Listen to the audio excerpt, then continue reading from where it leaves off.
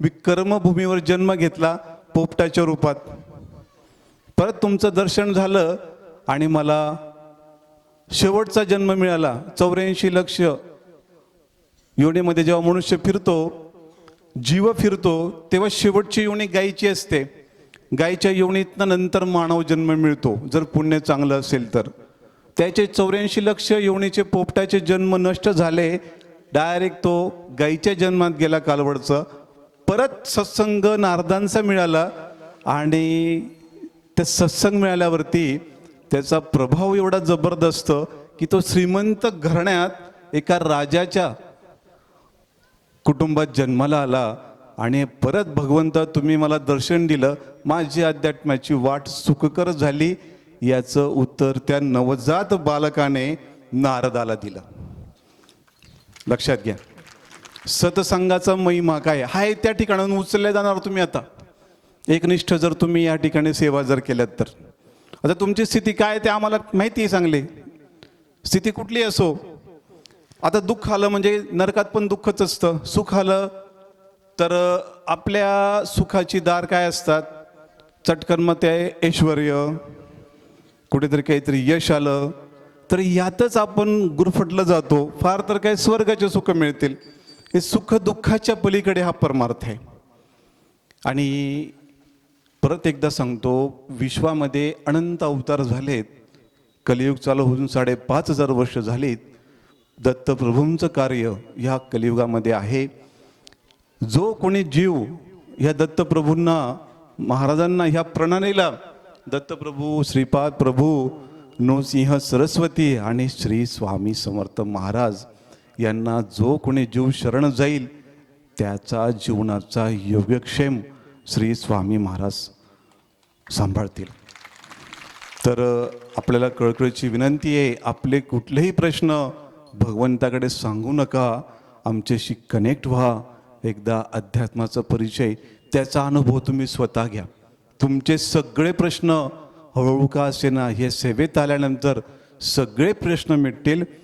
आपल्याला जास्त शिकलेल्यांची गरज नाही आहे.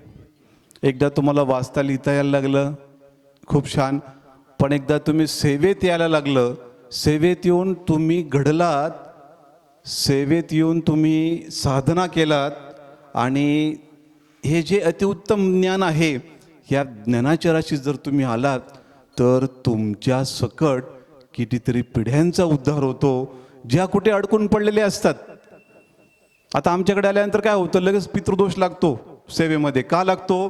जेव्हा तुम्ही स्वामींची सेवा करतात, भले मोठी शक्ती तुमच्या पाठीशी असते आणि त्या शक्तीच्या आधारावरती काय होतं की तुमचे जे वासनिक कुठेतरी अडकलेले पित्र असतात ते सरळ गतीने तुमच्याकडे येतात. का? तर तुमच्याकडनं, तुमच्या साधनेतनं त्यांना गती मिळणार असते.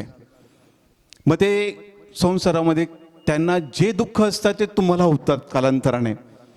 आणि दत्तप्रभूंच्या छत्रछायेखाली तुम्हाला जेव्हा संकट येतं, आमच्याकडे कुठलाही प्रश्न आला, 21 पिढ्या तुमच्या हात जोडून आमच्याकडे उभ्या असतात. तुमचा प्रश्न हा किरकोळ असतो, त्या प्रश्नाला म्हणजे काहीच अर्थ नाही. तर त्या निमित्ताने तुमच्या 21 पिढ्या शुद्धीकरण केले जातात आणि त्यांना योग्य ती गती दिली जाते.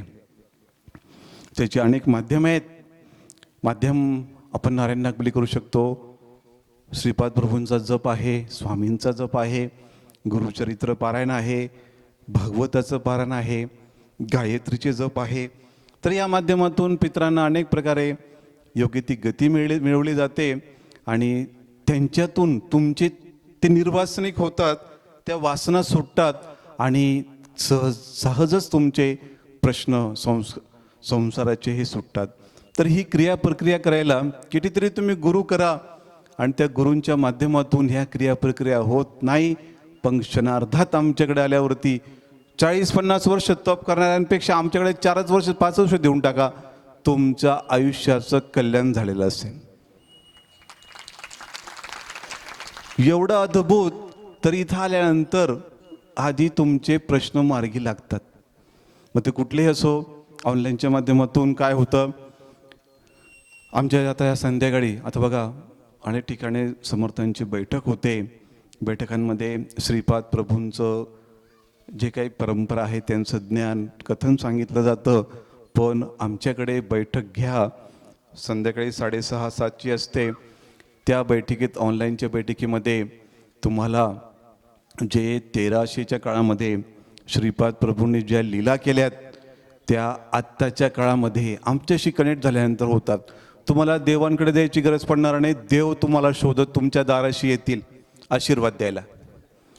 एवढी ताकद या सेवेची आहे. आमच्याकडे हजारो सेवेकऱ्यांना असे अद्भुत अनुभव आलेत. स्वयं दत्तप्रभूंनी श्रीपाद प्रभूंनी स्वप्नात नाही साक्षात दर्शन दिलेत, त्यांच्या दाराशी थाप मारून त्यांच्याकडनं सेवा पूर्ण करून घेतल्या आहेत.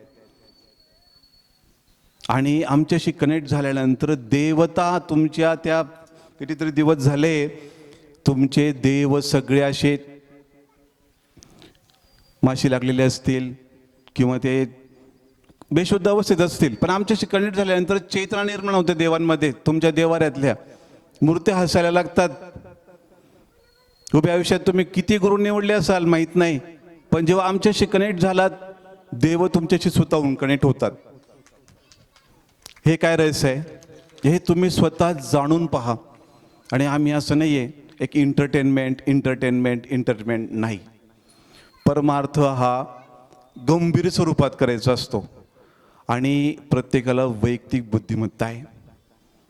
परमार्थ हा याचं स्वरूप वेगळे हे आपल्याला ज्ञान अगदी अडाण्यातल्या पण घ्यायचं आहे. प्रत्येकाचा अधिकार आहे.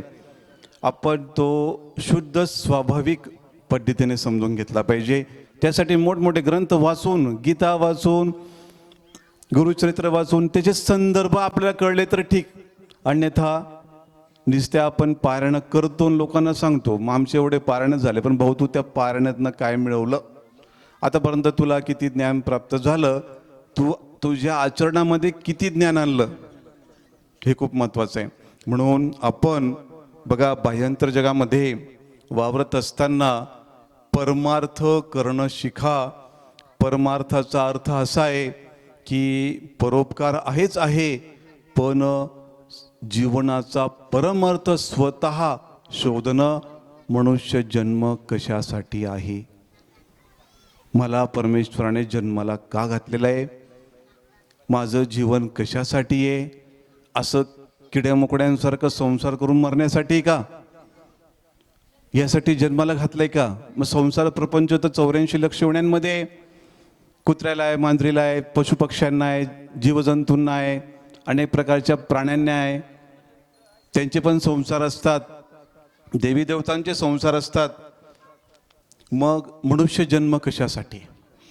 बघा 84 लक्ष योनीतून एवढी कठीण योनी आहे की मानव जन्म दुर्लभ आहे आणि तो तुम्हाला मिळाल्यानंतर तुम्ही अज्ञानाच्या राशीतनं तो सहज संपवून टाकतात.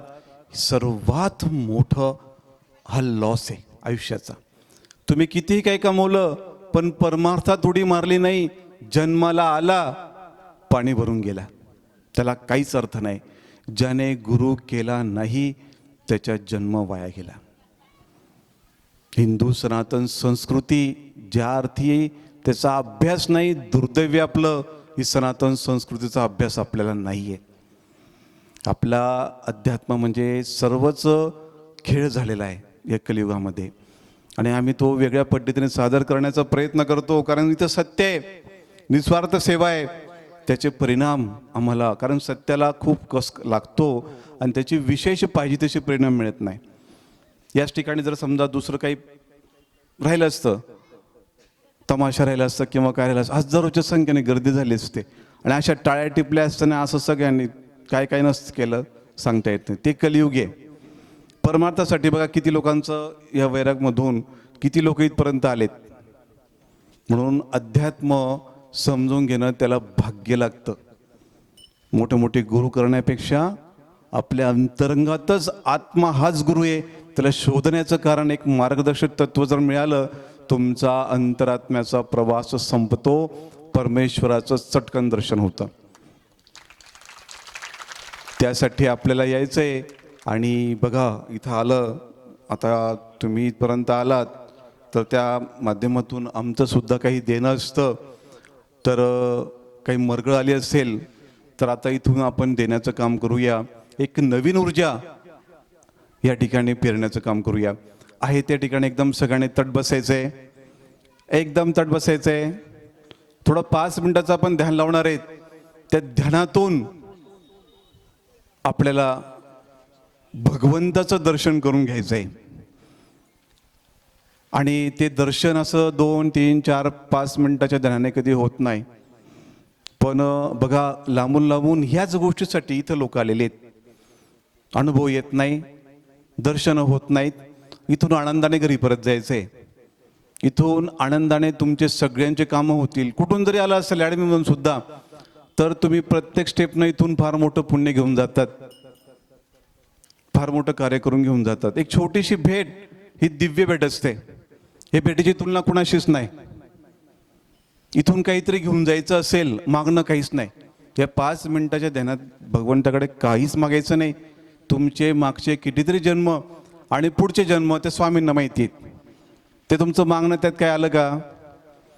आमच्याकडे जो व्यक्ती काही मागत नाही त्याला आम्ही भरभरून देतो. जे काही किरकिर किरकिर करतात त्यांच्याकडे दुर्लक्ष होतं.